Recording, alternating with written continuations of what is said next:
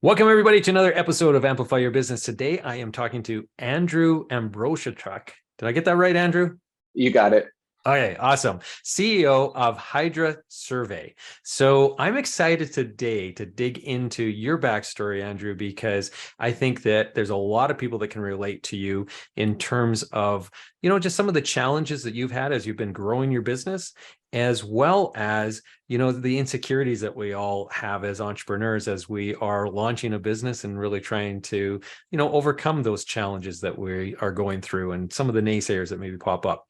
But before we do that, I want to ask you, what are three things that every entrepreneur, in your opinion, based on your experience, what are three things that they should know? Thanks very much there for the introduction, Lance. And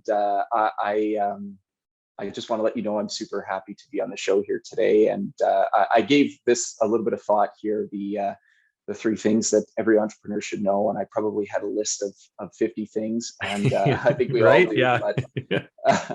But the biggest things that came to mind for me were at an early stage, you should learn to focus.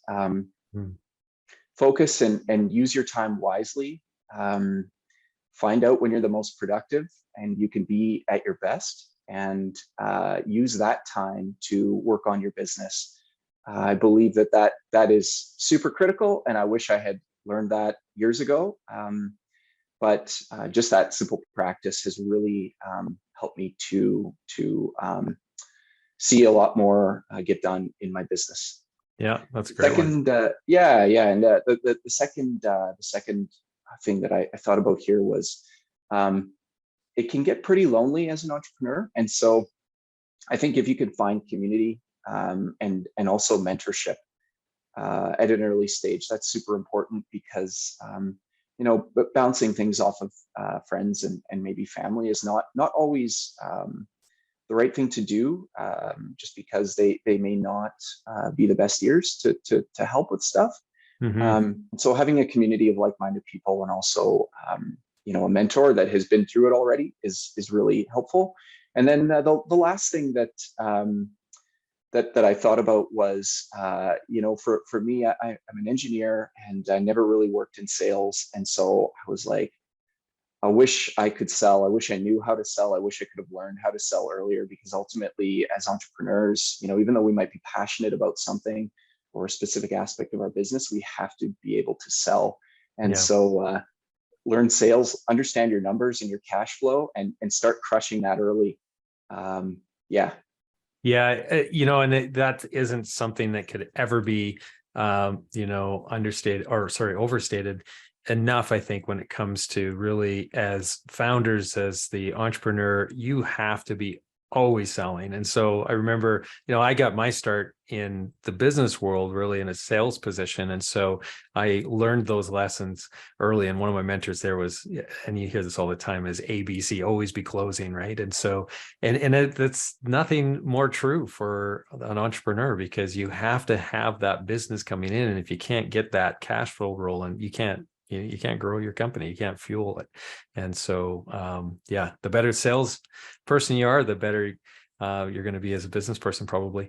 Now, having said that, though, with somebody who's an engineer, so a background, I think a lot of engineers can be just incredible salespeople, because they have a mastery of the finer points of the technical aspects.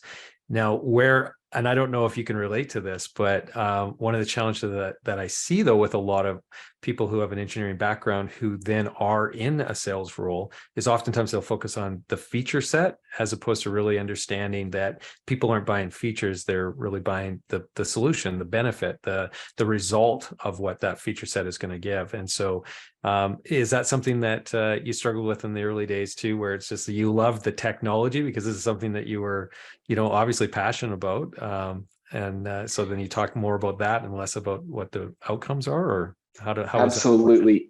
Yeah, absolutely. It was one of those things where when I understood the solution to myself, I was more or less trying to sell features of the solution. Like this is kind of why you need it, because of A, B, and C, rather than just selling the overall benefit of the solution. And Yeah. I can get so wrapped up in technical details, it's not even funny. And Yeah.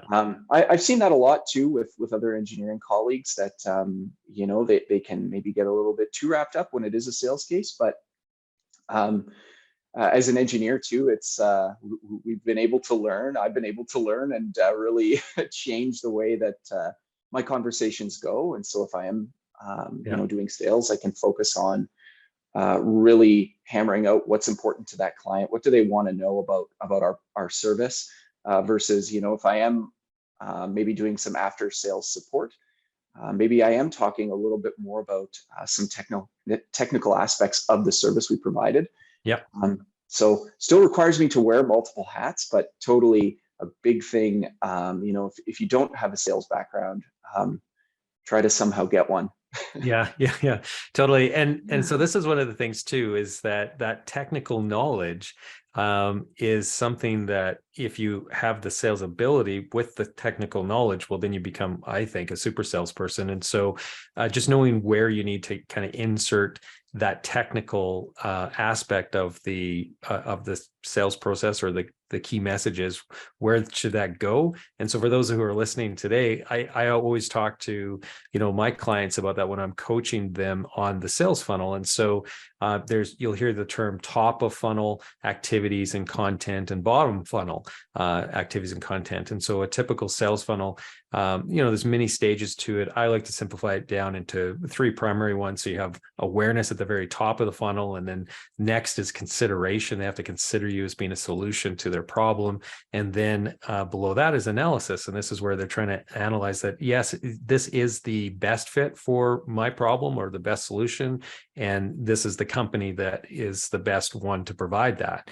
And if they, answer yes to each one of those steps, basically, then at the end, it's a yes or no, basically. And if you've done a really good job, then you have an opportunity of actually converting them into a customer. And so that technical stuff often will reside in the bottom end of that funnel, so down when they're in that analysis stage. And so it's not that the technical information and sales tools and everything else, you just throw them out and just focus exclusively on the benefits. It's just knowing where to place it within that conversation, basically.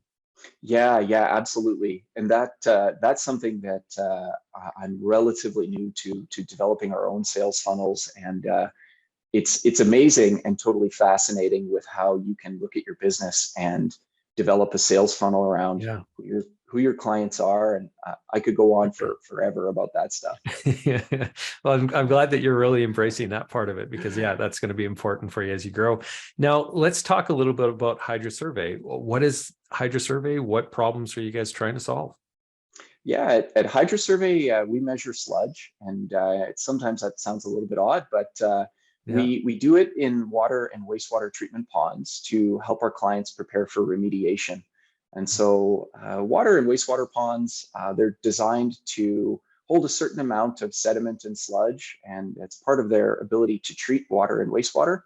And so eventually these ponds need to be remediated, and we go in and we tell our clients how much sludge they have there and what it's made of, so where it can go in terms of landfills or land application.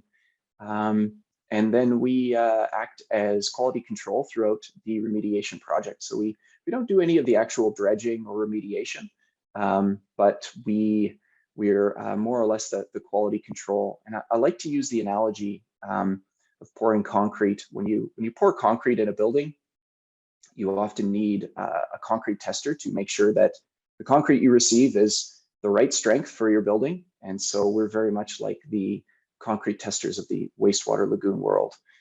We go in, we do all the planning for our clients and get them ready, and they hire a contractor.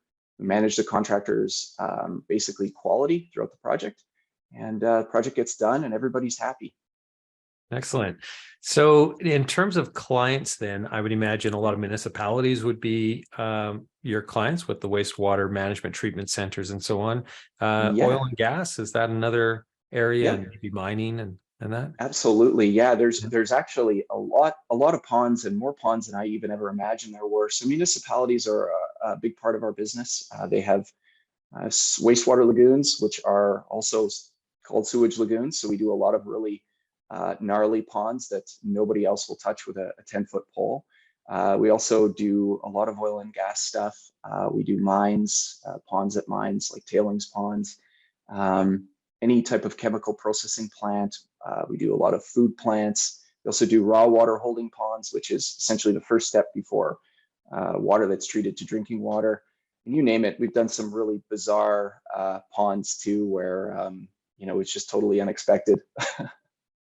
So obviously there's a pretty broad market out there, big market. And so when you were working, I'd imagine, in the field as an engineer in some capacity, and you decided that there was a business opportunity here, how did you decide that there was a business opportunity? And I guess when you were assessing whether or not you wanted to jump into that and away from the employment, what was some of the thought process that you, I guess, used there?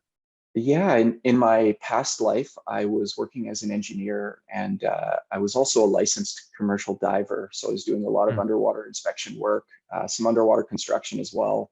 And it actually came up during a conversation with a friend of mine who he was working in municipal wastewater at the time, and he was describing a wastewater lagoon remediation project where they had a dredging contractor come in and clean out the pond.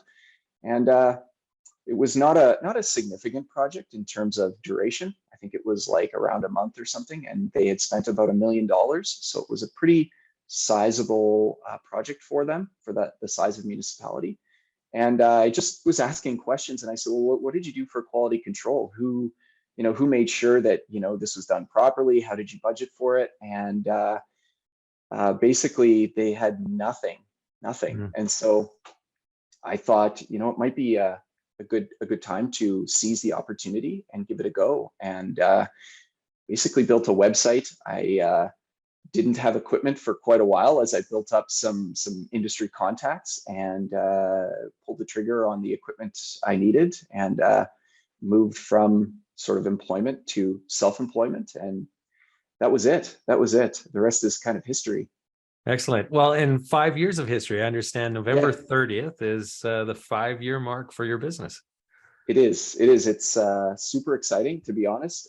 5 years ago, I couldn't even imagine what it would look like to be here, or even if I would be here. There've been a lot of challenges along the way, as I know that as an entrepreneur as well.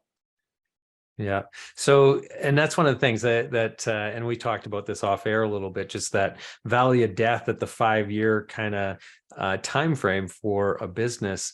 There's so many businesses, like 80+% of them will fail in those first 5 years.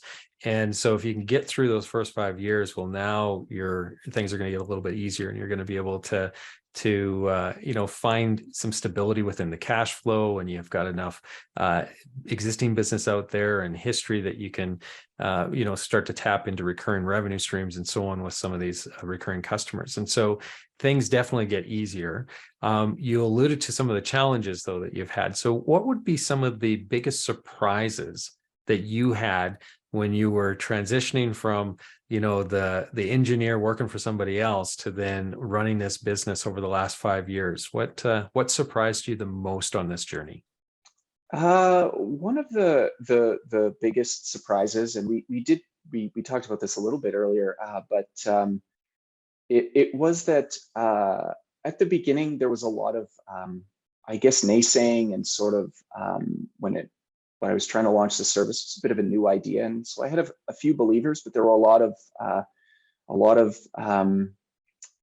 folks out there that were just kind of like, no one's really going to pay for this. It's too expensive. It's not good enough. There were a lot of excuses, and so that was a big struggle to hear that a lot, especially when revenue was sporadic, and I was just trying everything to run and grow the business and learn as I was going. And so that was a big surprise, because I thought, kind of becoming an entrepreneur, things would just sort of fall into place, and they really don't. You have to work at everything, and you have to believe in yourself more than anything, even when people are like, not going to believe in you or what your business is doing. So you really do have to stick to what you believe in and just go for it. And where does that resilience come from for you, I guess, personally? Like, how do you stay resilient through those challenges and through the naysaying and the self-doubt that creeps in? Yeah. I do a few things as an entrepreneur. It might sound strange, but I like to exercise. I get Yeah. a lot of clarity from just being active. I try to be active daily. Although when my wife watches this, she'll be like, "You're not active daily."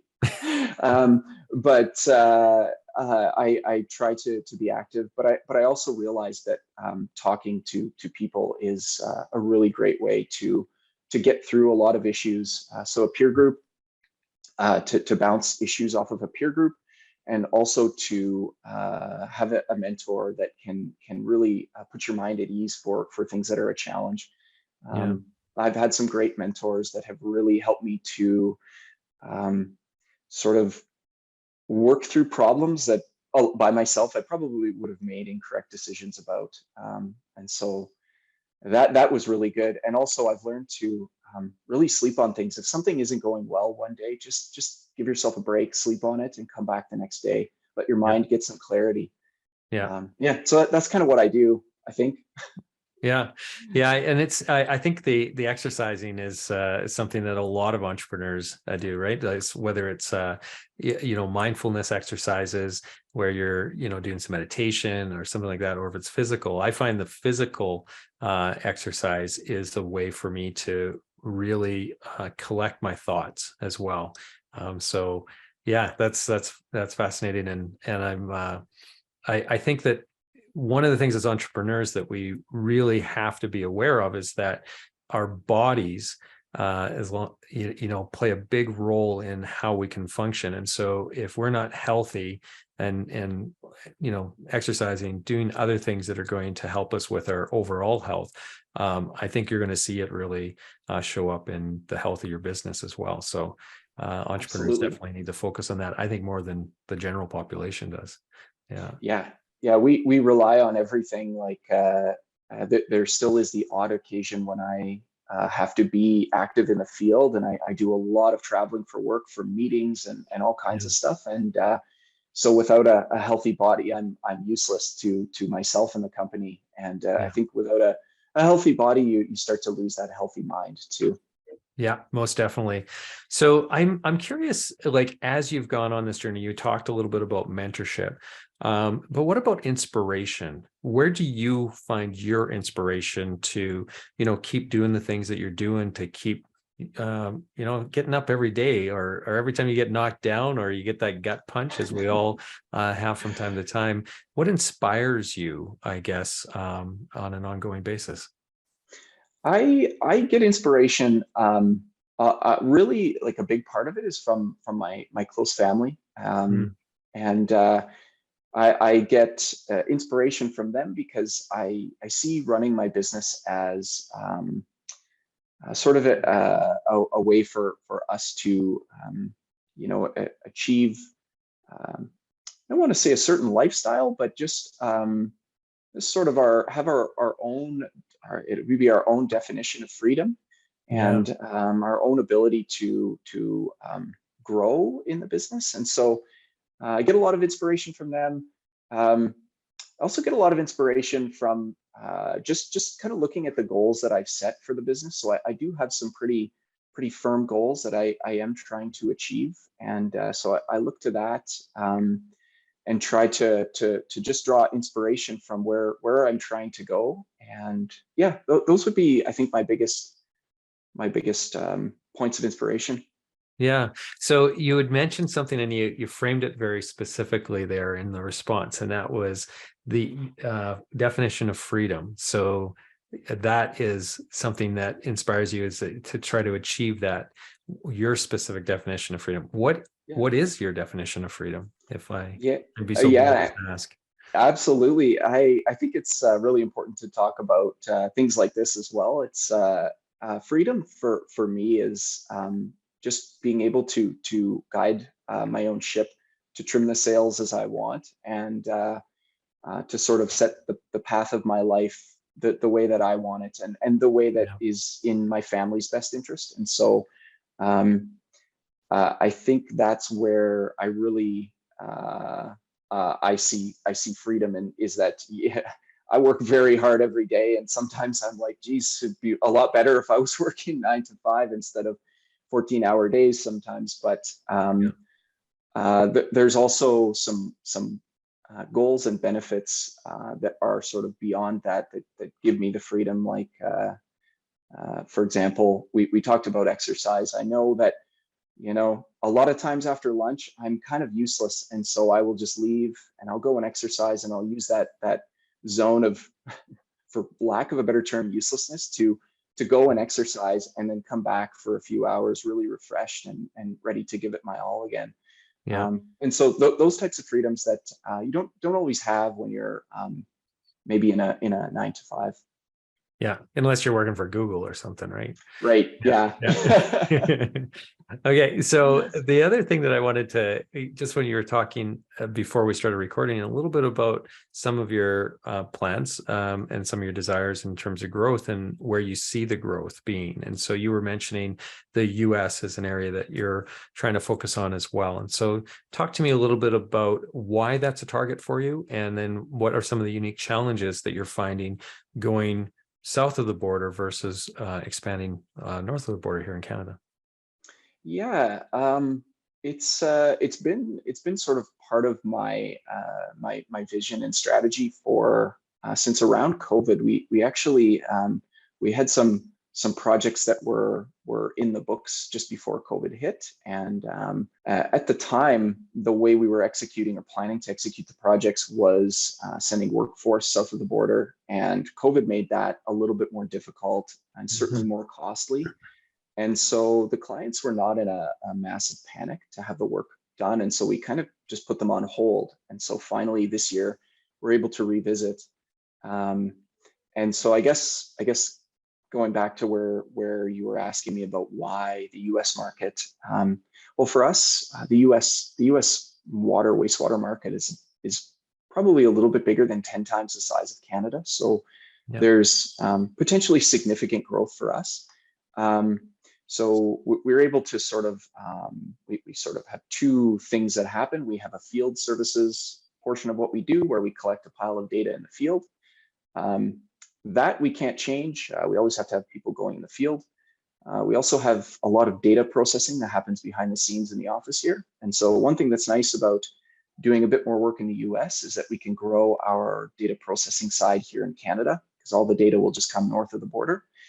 Which is nice. We get to employ more people here in Edmonton, and yeah. And so I guess what we're looking at is just trying to slowly grow in the U.S. And to do that, we're using basically a subcontracting partner to provide the field services for us, using our methodology to conduct our sludge surveys south of the border.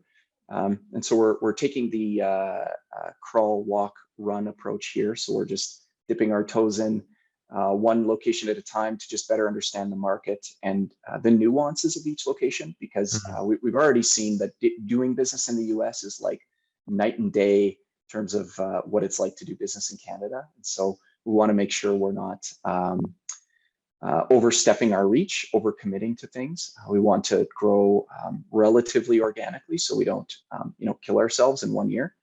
Yeah. And that's super challenging, and it's also extremely costly to do anything south of the border, especially provide a service. And so we're doing a lot of work now with our accountants to make sure that we have everything in line with the IRS and that we're not doing anything incorrectly there, so that we don't get any sort of ban or anything from going and doing work in the US. Yeah, I'm not even sure if that answered your question anymore. Yeah. Well, just in terms of challenges, yeah, definitely like some of those legal consequences too, because it's such a litigious country, right? I'd imagine there must be some extra considerations that you have there, or your professional, I guess, insurance and stuff. Does that cover you equally south of the border as what it is here, or do you have to do something different in that regard? Yeah, we do carry insurance for U.S. operations, and so it's less of the sort of general liability side and more so on the errors and emissions side, the consulting side of things. So we Yeah. do carry that. That is extremely important. We've had a ton of legal advice from U.S. business attorneys and U.S. immigration attorneys to make sure that, when we do cross the border, which I have a few times just to have meetings and stuff, that, I'm getting across okay and not being too held up. And yeah, so there's a ton to consider. So any new entrepreneurs that are thinking about it, I do recommend talking to a mentor if you've got that, or even reaching out to like the trade commissioner, because there's a ton of folks at the trade commissioner service here in Edmonton, even that can answer a lot of questions for you. Yeah. Yeah. And there's so many nuances, right? And this is one of the things that I think that a lot of new entrepreneurs don't even think about. They don't consider it, and they start hustling south of the border as well, especially right now where there's such a big exchange advantage, right? So if you can be paying for a lot of the inputs or a lot of the manpower in Canadian dollars and be invoicing in US dollars, you can carve out a little bit better margin. And so yeah, it's very tempting, but at the same time, there are some perils that you have to be aware of, all right, and be careful to navigate around. Absolutely. Yeah. Those margins can get eaten up real quick in legal fees and accounting fees.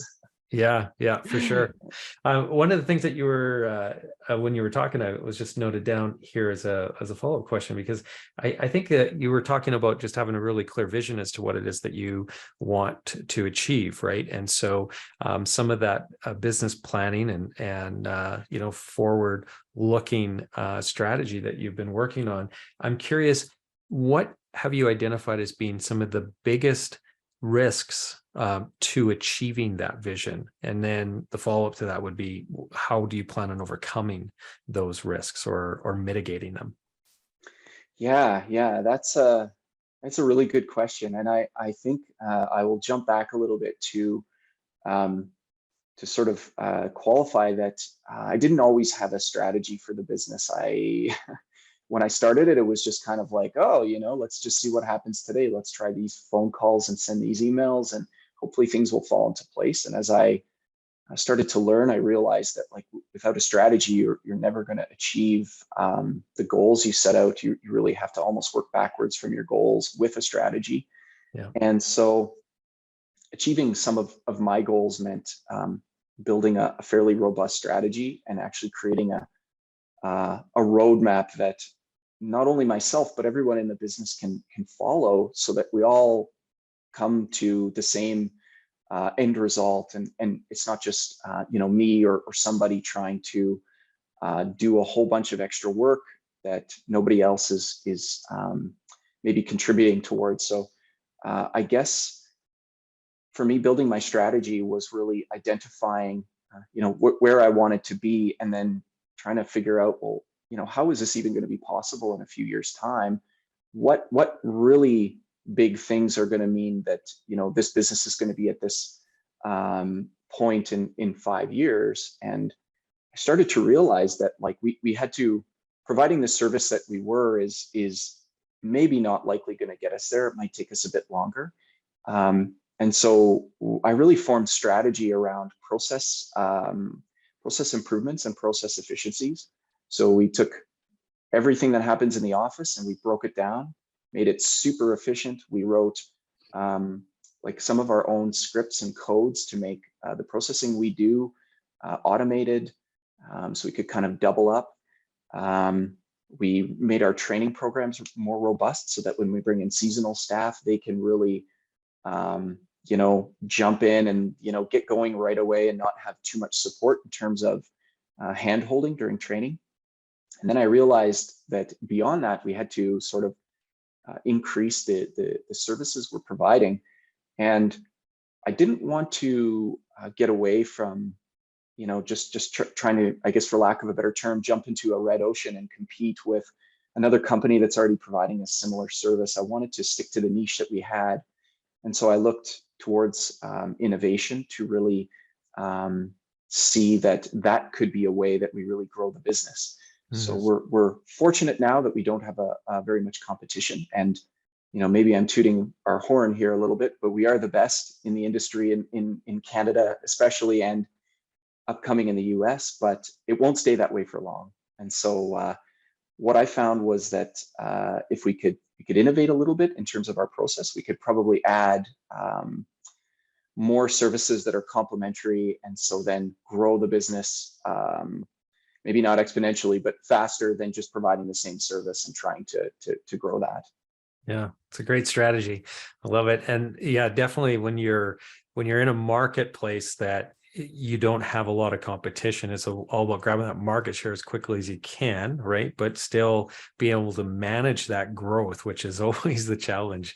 And you alluded to that earlier on, right? Because it's one of the things about rapid growth is that it takes cash flow to fuel that, and that usually the cash flow is a little bit lagging on as you're going out there and doing the work. And so it's that balancing act on that part of it that you just have to be so careful of. How do you manage that aspect of it? How are you keeping an eye on the cash flow aspect and still enabling the growth fueling that you want to have? Yeah, that is something that I find it's super challenging, even in year 5 here. The way I do manage that, and we have a very seasonal business model, so we make the vast majority of our revenue in 7 or 8 months of the year, and so we've got 4 or 5 months where revenue drops off, and so cash flow, it can be quite scary. You might think, yeah, things are great, and then all of a sudden, you're kind of in the red for a few months. And so what I learned early on was to just have, to know very well my operating expenses, and then try to project, if we are going to grow this much this year, we're going to need this much extra cash to manage our cost of goods sold as an increase, and just make sure that that money was in the bank. So not spending it on this maybe shiny new piece of equipment that I thought might help us a little bit, or investing too much in this new service before it was really up and running and drawing a lot of customers in. So it was really, I guess, having that nest egg in the bank to say, we're going to make it through next year, even if we get $0 in sales.